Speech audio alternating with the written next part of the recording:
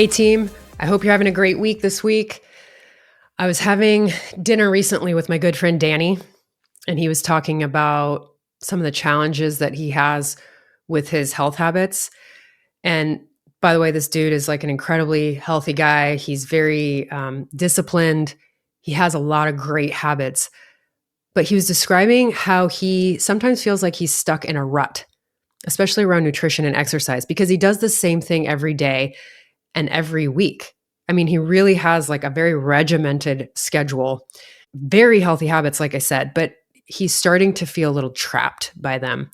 And we were talking about some ways that maybe he could mix things up, but nothing was feeling right to him. He was kind of shooting him down. And at one point he looked at me and he said, "Well, that's just the way I am. It's all or nothing." And it got me thinking about all or nothing thinking. And I thought I wanted to do a podcast on it because it's definitely something that's very common and one of the predominant saboteurs. And we've done episodes on saboteurs in the past, so I want to continue this conversation around some of this stuff. Now, I work with a lot of people in the health space, and this is probably one of the most common issues that people will talk about in the health space, this idea of struggling with an all or nothing mindset. And of course, it's not limited to health. People battle this mentality in any realm of life.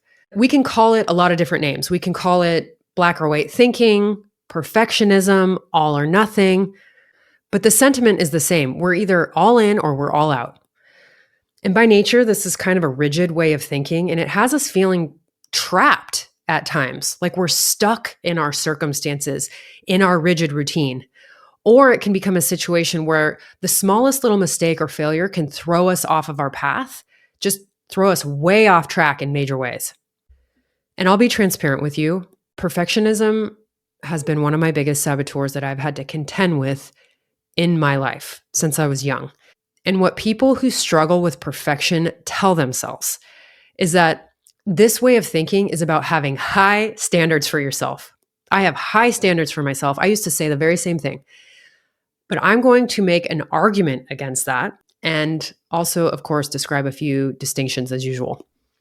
First, I'll start out by calling out perfectionism for what it really is. And what it really is being afraid. Perfectionism is really about being afraid. And we talked about this in a past episode. Perfectionism is a very common saboteur. It's a negative story that has been created in our minds as a result of our lived experiences. And most saboteurs are rooted in fear. Perfectionism is no different. For me, this was certainly the truth at the heart of the matter. I was absolutely terrified in my life. I was afraid of failure. I was afraid of judgment. And I know now why all of that is. But what I recognized is that story of perfectionism was really my brain trying to keep me safe. Because if you do things flawlessly, people don't have the opportunity to criticize or judge you. If you never fail, you'll never be the subject of mockery, right? Perfectionism and all or nothing thinking, they're at baseline attempts to protect you. But here's the thing. In doing so, it also has us playing small. And that was my experience in my life. I was playing very small as a result of trying to keep myself safe. And perfectionism, it keeps us from growth. It keeps us from success, from deeper, genuine connections with people, and really just the kinds of feelings and experiences that lead to what I would call a fulfilled life. I can remember an example. Back when I was starting to teach spin, my perfectionism really reared its head. I'd never taught fitness before, and I was going to be working for a studio that was brand new. Most of the instructors had, some experience, but not a lot. But I was so insistent that I had to be 100% completely prepared and deliver this perfect class before I would ever even allow myself to get on the schedule. So I actually held myself off the schedule for like 6 weeks after the studio opened. And every day I would be practicing in the little dark spin room in LA Fitness, just going over my ride. I probably went over my ride like 100 times for this very first class I was going to teach, which was a community ride, by the way. It was free. And I was going to have all my friends and family there. And I was still insisting that I had to deliver this perfect product. And you know what? That first class, I freaking crushed it. It went great. I nailed it. The classes after that, they were empty. I sort of bombed. They weren't free and it wasn't filled with my friends and family anymore. And so here I was trying to deliver this product to a pretty empty class. And it was really painful and humbling. Like I wasn't great. And it took me months of training and a hell of a lot of writing and trying things out and taking classes from other great instructors to fill my classes up. It took time. And it wasn't for lack of preparation. And it wasn't for lack of desire. I was very motivated. It was just because my failure had to be part of this process. It was something that I was totally new at. I'd never instructed before, and I needed to learn. I needed to fail and make mistakes so that I could see what was going to work and what wasn't going to work, so that I could grow and evolve and become a great instructor. And I realized that what I was trying to do, I was trying so hard to skip the part of the process where you fail. And of course, I wasn't able to avoid that. It's inevitable, and it's necessary to become great at anything. I remember Brené Brown describing perfectionism in one of her books. She referred to it as wearing a suit of armor. And that is exactly what it is for so many people. It's a shield that's meant to protect them from failure or judgment or criticism. We think to ourselves, if I just get all these details right, if I can do this all perfectly, I'll be safe. And if you're anything like me, you're probably asking, well, why are people so afraid of criticism or judgment or failing? And the answer is that it goes deeper than those surfacey things, those surface fears. It actually goes to fears that are more at the root. And those fears are more about not feeling worthy, not being lovable, not belonging. Those things are core human needs, and they're incredibly motivating and often the root of almost any saboteur that you can think of. And there are many reasons why someone might create this type of story in their minds, this all or nothing perfectionist story, this fear of failing, fear of being criticized, fear of judgment. There's so many reasons why these stories might pop into their minds, but it's usually a product of lived experiences coming from society, culture, education, parenting, relationships, trauma, even religion. These lived experiences create the narratives in our mind. Now, you might be thinking that this all sounds like a bit of a stretch. How can the all or nothing mindset be related to feelings of worthiness or belonging?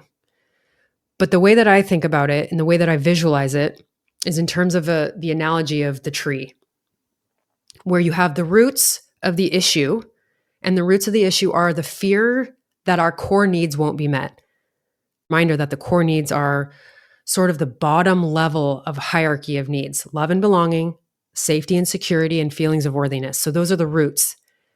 And then the branches are all the symptoms, sort of like the more surfacey fears.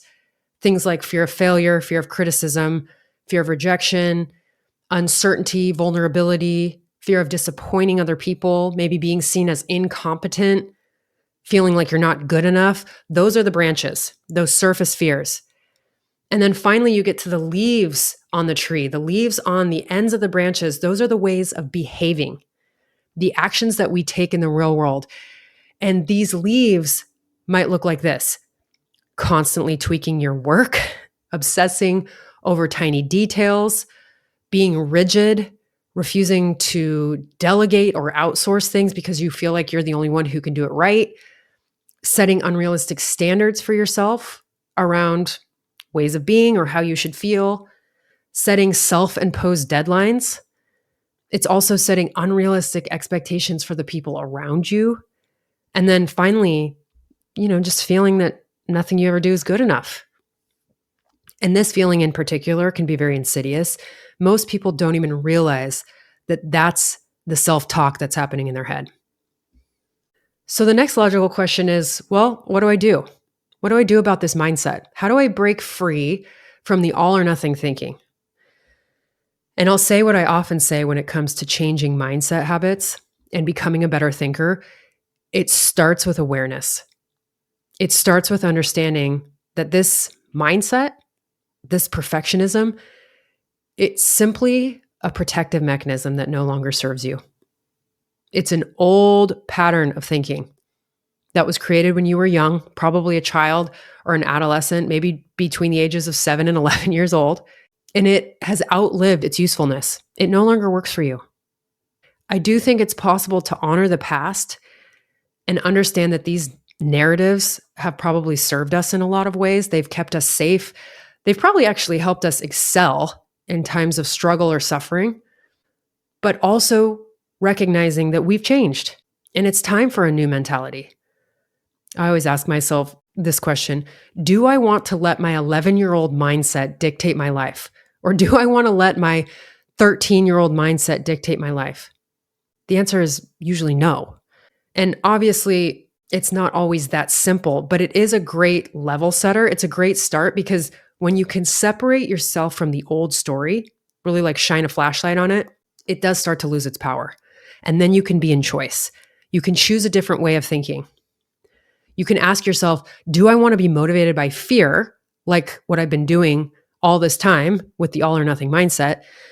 Or do I want to be motivated by my intention and my desire, by the things that I value, by the things that mean most to me?